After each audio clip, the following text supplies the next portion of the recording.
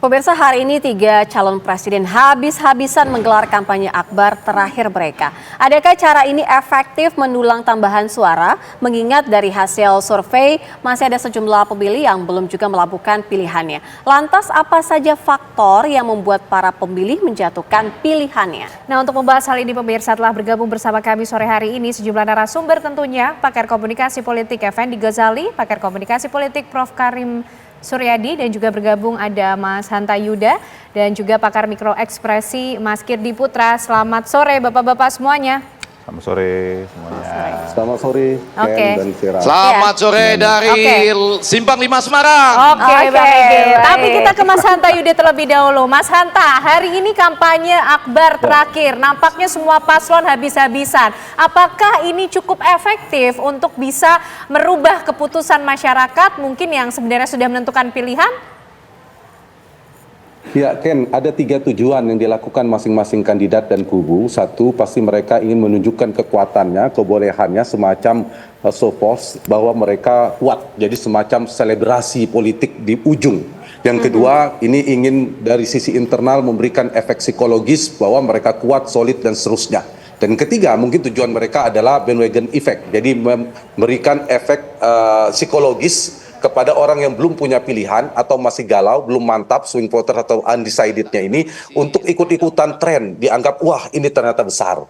Nah, apakah ini berdampak? Saya punya 3 analisa. Kita bagi dalam struktur pemilih, dalam sisi kemantapan ada 3. Strong, yang sudah kuat kemantapan pilihannya. Di data survei kami yang baru dirilis itu ada 70%, itu berkisar secara proporsional ke 3 kandidat. Kemudian ada yang swing voters sekitar 19%. Nah, kalau ke strong voters, maka jawaban saya tidak efektif sama sekali. Hanya memberikan, memuaskan atau memberikan tepuk tangan dari kandidatnya masing-masing. Mungkin yang hadir di titik-titik keramaian ini adalah pemilih-pemilih mereka yang sudah mantap, yang sudah kuat. Jadi tidak efektif. Tapi apakah ini mampu untuk menguatkan yang sudah mantap? Ya, itu iya. Tapi sebenarnya hanya di basisnya yang kuat masing-masing. Yang kedua, di wilayah undecided. Undecided ini di data kami tinggal 5,6%. Nah, cara menyasar ini juga betul ada potensi, tapi juga tidak sulit, tidak mudah maksud saya. Karena biasanya yang belum menentukan pilihan di ujung ini biasanya kelompok-kelompok yang pemilih rasional, yang terdidik, yang relatif belum tentu ke TPS, dan mereka juga tidak belum tentu mengikuti karena melihat tontonan kampanye akbar. Bisa jadi mereka lebih rasional melihat program rekam jejak dan sebagainya. Undecided pun belum tentu untuk didapatkan. Nah, yang ketiga ada swing. Orang sudah punya pilihan tapi masih belum mantap, agak belum yakin, masih galau. Nah, ini yang mungkin masih bisa diambil, disasar oleh masing-masing kandidat. Tapi bedakan, yang swing ini ada 2, swing votersnya yang bersangkutan dan swing votersnya lawan. Nah, ini efektif kampanye akbar Pak Prabowo, Pak Anies, dan Pak Ganjar. Itu efektif barangkali meyakinkan, memantapkan pemilih dia masing-masing yang belum mantap. Tapi apakah mampu mengambil swing voters lawan politiknya agak sulit. Bisa jadi forum atau kampanye akbar ini hanya memantapkan di mana pemilih-pemilih mereka yang belum mantap. Jadi saya kira agak sulit ada pergeseran pemilih dalam konteks ini. Kecuali ada 2 hal. Misalnya ada program atau gimmick atau isu politik yang meledak. Atau kedua ada blunder politik yang juga dampaknya dahsyat. Sepanjang itu tidak terjadi menurut saya sulit. Jadi di akhir-akhir ini 3 hal yang bisa dilakukan oleh masing-masing kandidat adalah 1. Mereka di waktu yang sangat singkat ini bagaimana menyasar yang saya katakan tadi yang belum yakin di sisi lawan. Supaya ada pergeseran. Dan waktu semakin tipis sulit. Yang kedua, yang paling realistis adalah seperti saya katakan tadi adalah memantapkan mereka di basis mereka yang masih swing menjadi strong, bukan swingnya lawan semakin sulit. Dan terakhir adalah kemampuan untuk memobilisasi basis-basis massa dia, terutama yang sudah strong, yang sudah mantap untuk datang ke TPS. Karena pada ujungnya nanti kemampuan mesin-mesin politik untuk menggerakkan mobilisasi basisnya ke TPS juga mempengaruhi perolehan suara. Jadi tingkat partisipasi menurut saya juga mempengaruhi suara. Jadi simpulan saya bahwa apakah ini akan ada pergeseran besar-besaran sangat sulit sekali. Tapi bahwa ini kemungkinan akan memantapkan di basisnya masing-masing itu bisa terjadi. Tapi pergeseran kemungkinan sulit terjadi. Iya, jadi masing-masing ini sudah mantap ya dengan pada pilihan-pilihan masing-masing ya. Kita ke Bang Ege. Bang Ege, kalau misal dari Mas Hanta sendiri melihat ini mereka yang datang sudah firm, sudah fix gitu dengan pilihan mereka. Tapi paling tidak dengan komunikasi politik yang disampaikan para capres pada hari ini dalam pidatonya masing-masing, paling tidak ada tidak bagaimana nanti ke depannya berpengaruh pada 14 Februari 2024. Ya, begini, Sarah dan Ken, saya itu mendapat kesempatan tadi pagi ada di JIS, ya, kemudian sore ini ada di Semarang, tadi pagi di JIS 01 dan sekarang Semarang 03. Karena saya yakin kalau 02 sudah luar biasa, ada Bang Dasko, Mas Oni, kemudian juga Andy, Pak Erick Thohir, Habibur Rahman, Andre Rosadi dan lain-lain. Ya. Tapi 01 dan 03 ini menarik untuk dilihat dalam rangka menjawab pertanyaan tadi. Saya mau menyatakan kepada Hanta Yuda ini ada pengaruhnya dalam 3 hal. Satu, yang datang betul adalah strong voters, karena baik dari 01 maupun 03 tadi semua berteriak tidak dikasih ongkos, nggak ada masalah, jalan sendiri, nggak ada korlap. Jadi ini betul-betul datang pakai biaya sendiri, luar biasa. Dan yang kedua, jumlah massa yang datang pun ya ini besar sekali. Jadi di lapangan Simpang 5 ini boleh dibilang 4 kali ke kiri ke kanan muka belakangnya itu masih ada massa. Bahkan sampai ada yang masih macet tadi di tol Banyumanik, penurunan yang sampai ke Purwodadi ya, arah Purwodadi. Nah, poin yang ketiga yang agak penting yaitu ternyata Hanta Yuda, kalau dari riset Hanta Yuda itu kan terakhir 51,7, padahal perjumlahan dari 01 dan 03 itu 48,3. Itu yang saya catat ya. Kalau saja bergeser 1,75 Hanta Yuda, bisa terjadi perputarannya bisa menjadi berbeda. Nah, tadi juga saya menemukan tidak sedikit massa yang datang itu mereka mengatakan masih menimbang-nimbang, belum membuat keputusan. Bahkan di Semarang ini ada yang datang karena tertarik juga dengan slang. Tadi lagu-lagunya menarik ya. Misalnya jangan ingkari janji. Kemudian juga tadi itu yang banyak sekali, kembalikan kehidupanku, kembalikan kedamaianku seperti yang dulu lagi misalnya. Itu jadi ya kalau ini yang strong voters, tapi tadi tidak sedikit saya lihat yang mereka mengatakan nanti Mas kita bikin keputusan setelah nonton slang dulu misalnya. Dan kita tahu bahwa slang memang agak terlambat ya bergabung dalam kampanye Ganjar dan Mahfud. Kurang lebih seperti itu. Ken dan Sarah. Oke. Mas Kirdi, kalau kita coba membandingkan dari 3 pasangan calon, masing-masing memilih tempat yang bisa menampung massa dengan jumlah yang cukup banyak. Apa sebenarnya yang ingin ditunjukkan? Saya sepakat dengan kata-katanya Mas Hanta Yuda tadi ya, bahwa kalau kita bicara tentang untuk menggeser pemilih yang strong voters, sudah hampir secara psikologi nggak masuk akal saat ini. Karena mereka sudah memilih, tinggal memperkuat aja. Tetapi bahwa ini adalah show of power, itu benar. Sehingga siapa yang tanda petik bisa menghadirkan massa paling besar, itu akan bisa menarik orang-orang yang bukan pemilih rasional, tetapi orang-orang yang lebih pragmatis, orang-orang yang secara psikologis mereka ya bahasa lain mungkin oportunis gitu ya. Yang siapa yang menang saya berpihak pada itu. Karena kalau kita bicara tentang cara berpikir manusia, itu memang ada 2 jenis manusia. Ada yang dia memilih untuk memihak dulu, baru kemudian bersikap. Jadi sikapnya tergantung pilihan dia. Ya, atau yang bersikap dulu, enggak ini sikap saya. Baru berdasarkan sikap dia, prinsip dia menentukan siapa yang paling mewakili pilihannya. Kayak gitu. Nah, untuk orang-orang tipe pertama bisa kena sama yang modelnya paling besar dianggapnya seperti itu. Akhirnya apa? Bukan sekadar cuman acara tadi. Balik lagi seperti debat. Saya selalu bilang bahwa debat itu nggak akan menimbulkan insentif elektoral besar, nggak akan pemilihnya akan geser banyak. Tetapi perang setelah debatnya di sosial media itu yang bisa. Panasnya setelah debat gitu ya. Ini sama. Tetapi kan kita tinggal berapa hari lagi nih, tinggal 3 hari lagi gitu. Buat saya nggak akan terlalu berpengaruh dalam hal istilah extraordinary gitu, signifikan tidak. Bahwa memperkuat ya, karena kenapa? Untuk seseorang bisa geser itu butuh 3 hal. Kalau kita bicara psikologi ya, satu, dia ada kehadiran figur yang sangat luar biasa. Misalnya tiba-tiba gitu ya, Obama datang memihak salah satu calon, wah Obama aja milih ini, misalnya gitu, baru kena tuh gitu ya. Atau kedua, ada kehilangan sebuah figur tadinya figur sentral di situ tiba-tiba keluar loncat ke salah satu yang lain 03 ke 02 03 geser gitu di saat-saat ini baru bisa bikin orang goyang gitu. Atau yang ketiga adanya sebuah katakanlah gebrakan dari apakah 01, 02 atau 03 tokoh-tokoh sentralnya, capres dan cawapresnya yang membuat banyak orang tiba-tiba teringat tentang trauma masa lalu misalnya. Atau mengingat sebuah ini pesan mama saya kayak gini nih misalnya kayak gitu. Kena banget baru kemudian geser. Selebihnya kalau nggak ada tiga ini saya nggak percaya bahwa akan terjadi gerakan besar-besaran. Oke, Mas Kirdi nanti kita juga akan bahas ya bagaimana gimmick kemudian juga gesture dari para capres dalam pidato kampanye Akbar yang terakhir pada hari ini. Usai jeda, Kabar Petang segera kembali. Terima kasih Anda masih bersama Kabar Petang. Kita ke Mas Hanta. Mas Hanta, kalau tadi dari Bang Ege ada sedikit berbalik begitu ya, berbeda dengan Mas Hanta. Sebenarnya memang ada voters yang memang sudah sangat kuat, tapi ada juga bisa terjadi migrasi di last minute begitu.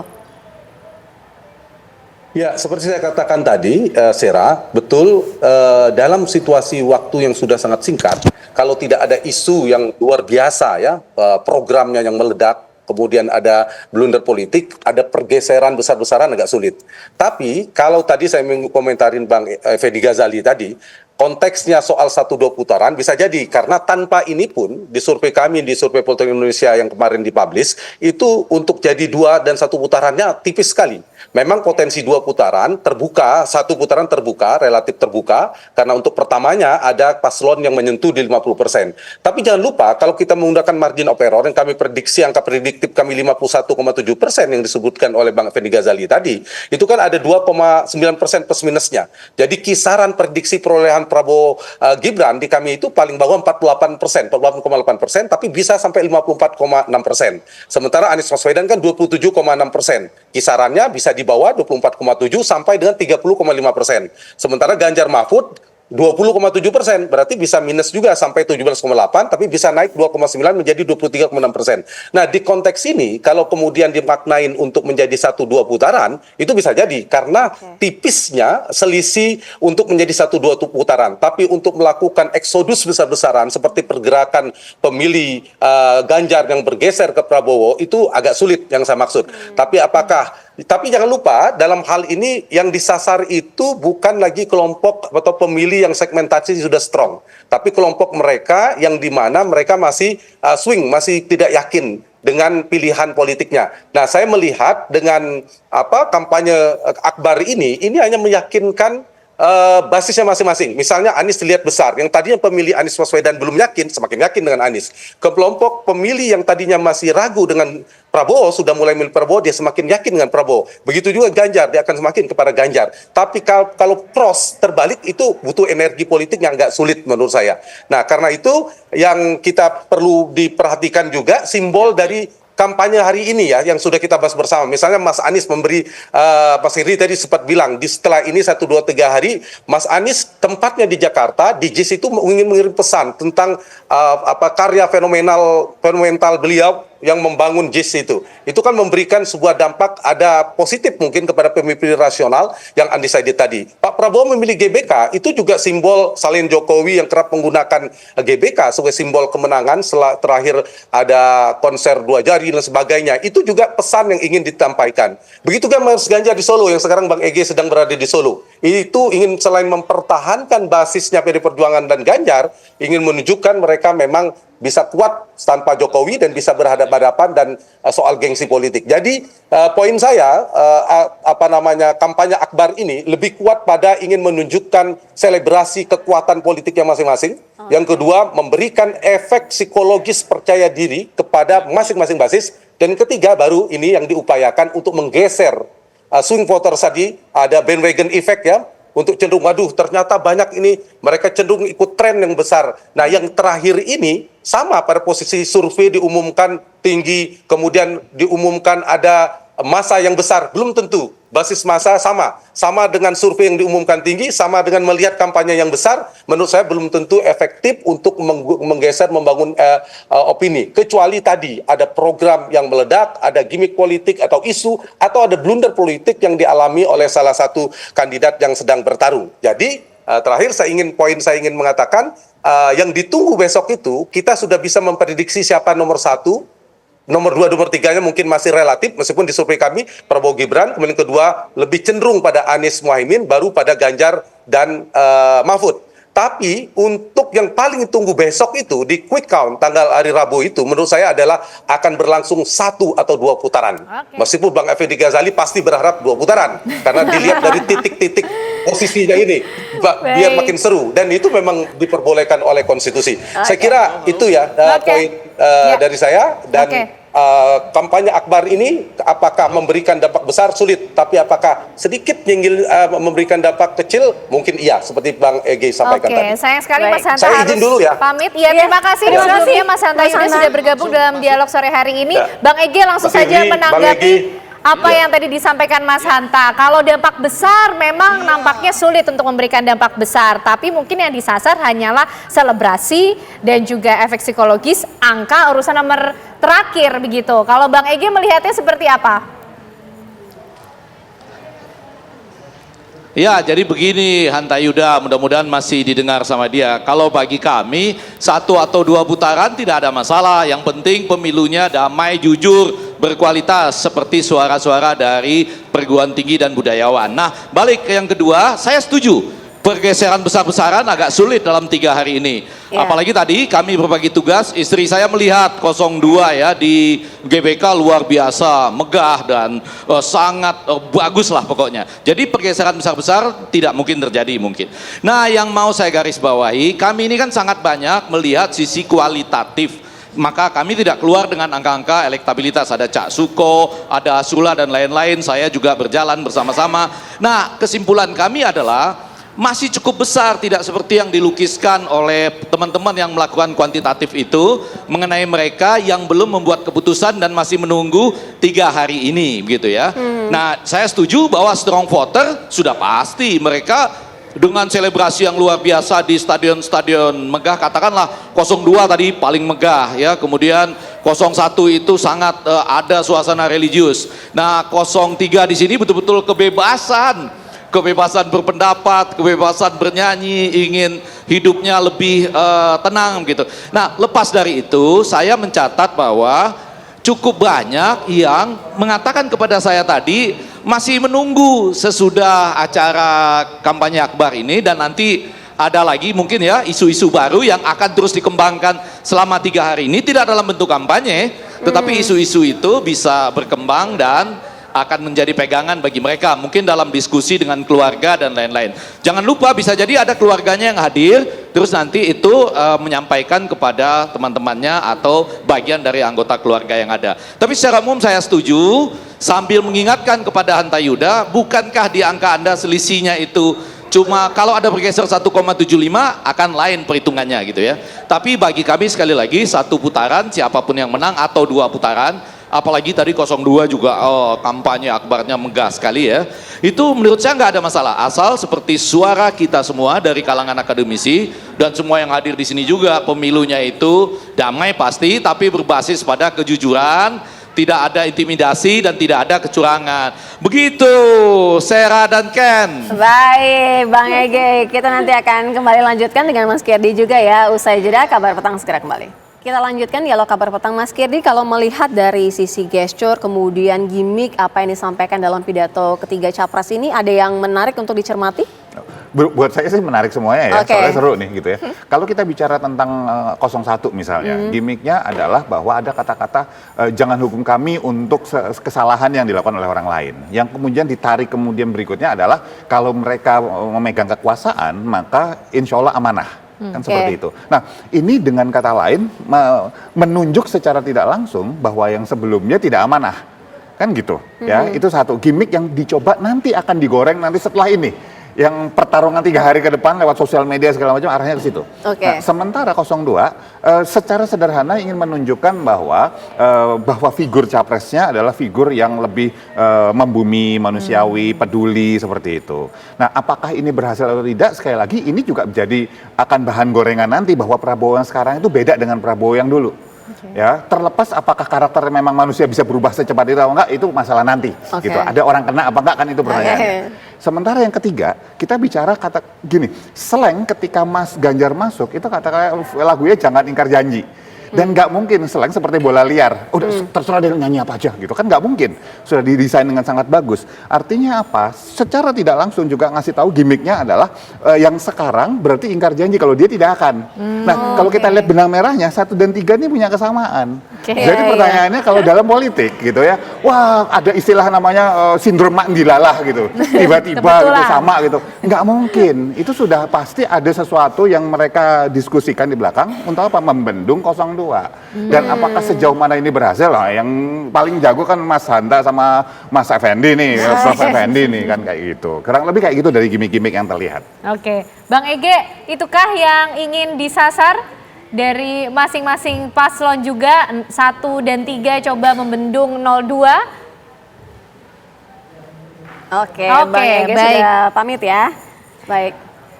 Terima kasih. Dan ternyata Bang Ege sudah pamit terlebih ya. dahulu. Sudah Mungkin selesai dialognya. ikut dalam keseruan kampanye Akbar. Mau dengerin selain juga mau mungkin. dengerin ceng di sana. Tapi Mas Kirdi, terima kasih juga sudah bergabung sore hari ini. Terima Menarik kasih, supaya Mas kita Kirdi, ya. membahas bagaimana masing-masing pasangan calon hari ini total dalam kampanye Akbar. Tinggal menunggu nanti hari pencoblosan. Terima kasih Terima Mas kasih, Kirdi Mas atas Kirdi. kebersamaannya.